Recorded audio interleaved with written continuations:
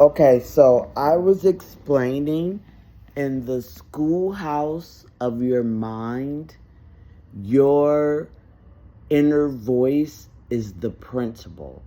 So my advice was to find the principal and make them the head of the whole operation.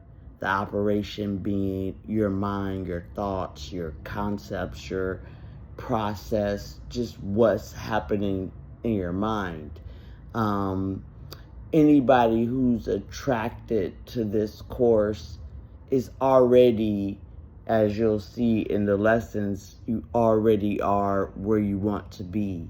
And this first step of acceptance is more about aligning your mental with your reality so that you could stop kind of feeling like an imposter in your own life. It's like you know it's real and there's evidence, but like, is it real? Like, is it legitimate? Like, have I let go of some other career? Do I feel really confident when I say, I am blank? Is that something that you're caveating, or yeah, I do this on the side, like the confidence comes in the acceptance, right, of whatever it is. And the only reason you would hesitate is because you don't feel aligned with what it looks like objectively if what you say you are were true. You have a concept of what it means to be X, a lawyer, a business owner, or this or that and this, and you don't find yourself to hit all the marks, right? You hit enough to have started a business, to say you do it, to be comfortable when it's comfortable. But when it's not, there's not that same confidence. And this course will get you there because you're already there. Like, this is, you already been through the rodeo. This is just a new portal through which to experience all the wisdom you've gotten to this point. And it's like you're still living. You know what I'm saying? It's like, what else you gonna do? What else you gonna do with your life?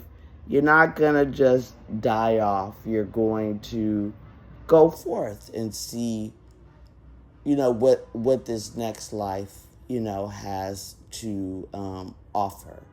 And so when you conceptualize the schoolhouse of your mind and making yourself the principal, what is a principal? Why does a principal get more respect than a teacher and 100% a substitute teacher if your mind is crazy, right?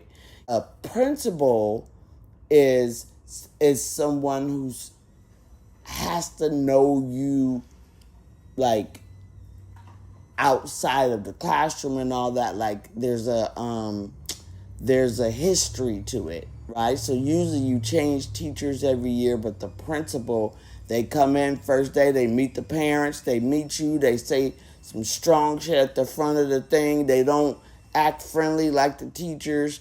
They're no holds bar. You're not getting to be with your group of friends laughing in the corner. No, you one-on-one looking at that principal, and they one-on-one with that phone looking at calling your mama. It's just a different vibe.